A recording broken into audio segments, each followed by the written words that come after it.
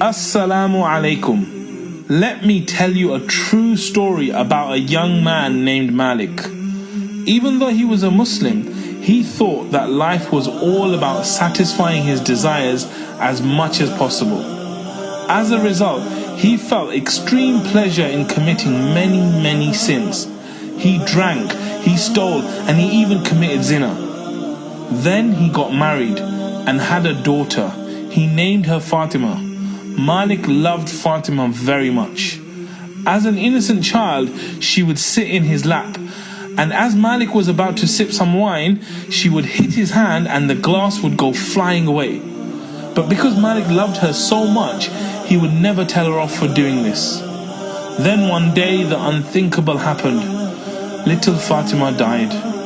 Malik was completely shocked and devastated. He went into depression. He drank more than ever before. He drank and drank and drank to the point that he would be passed out day and night. One day, in a drunken state, Malik went to sleep. He had a terrifying dream.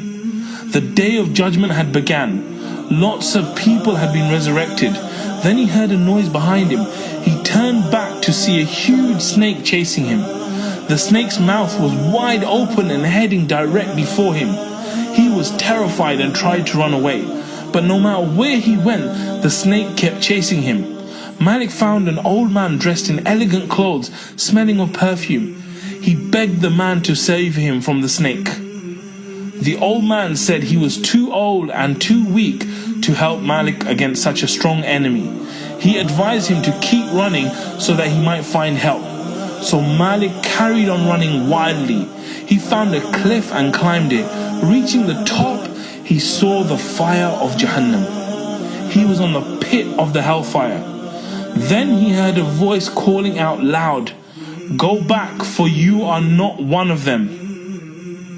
Malik turned around and ran in the opposite direction. The snake kept chasing him, and again he saw the old man. Again he begged him for help, but the old man began to cry and said he was too weak to help Malik. But he advised Malik to go to a hill nearby. Malik ran to the hill. There he found lots of children with faces bright as the full moon. The snake had almost caught him. At that moment, Malik saw his daughter Fatima amongst the children. With her right hand, she pointed to the snake to go away. The snake left immediately. Then Fatima sat in Malik's lap and recited a verse of the Quran. She said, "My dear father, has the time not come for the believers that their hearts should become humbly submissive at the remembrance of Allah and what has come down of the truth?" Malik was moved to tears. He asked her what the snake was. Fatima told him that it was his evil deeds, which he had made so strong that they were about to push him into Jahannam. Then Malik asked her who the old man was. Fatima told him that it was his good deeds, but he had made them so weak that they couldn't help Malik against the snake. Malik woke up from the dream in tears. He immediately made wudu and ran to the masjid. During the prayer, the Imam happened to recite the same verse from the Quran. Has the time not come for the believers that their hearts should become humbly submissive at the remembrance of Allah and what has come down of the truth?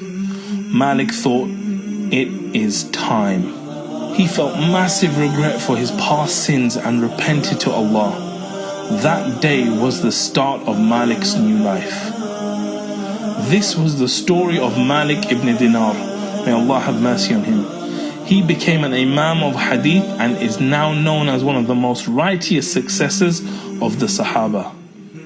In the middle of the night, he would go to the center of town and shout out, "Oh people, wake up to the remembrance of your Lord. Wake up to success." When he did this, people would think he was crazy. But he did this because he knew that ultimate success lies with Allah. He completely transformed from a person who committed every sin under the sun to one of the most pious worshippers in history. He went from being a person who was literally on the brink of hellfire to someone who will enter Jannah inshallah. So the question is, what exactly is it about us that leads us to our destiny?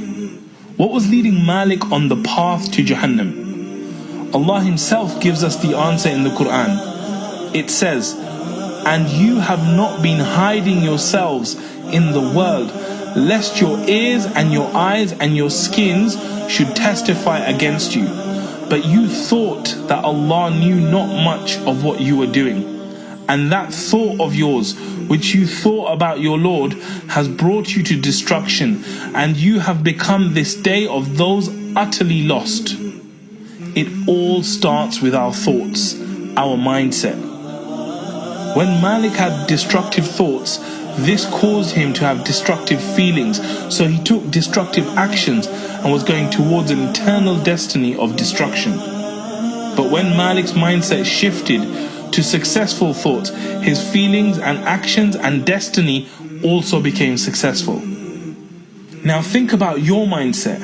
Is it empowering you and leading you to success? If not, chances are you're stuck in a certain mindset with disempowering patterns. If you want success in your life and your destiny, inshallah, then you need to have a breakthrough in your mindset. Our next video is all about breakthroughs, and we'll tell you more, inshallah. Jazakallah khair for watching. I hope you found this video beneficial. If you did, you can do two things to continue your mastery journey.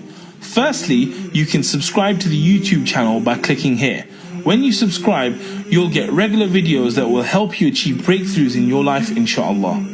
Secondly, you can join the online mastery group by clicking the link in the description.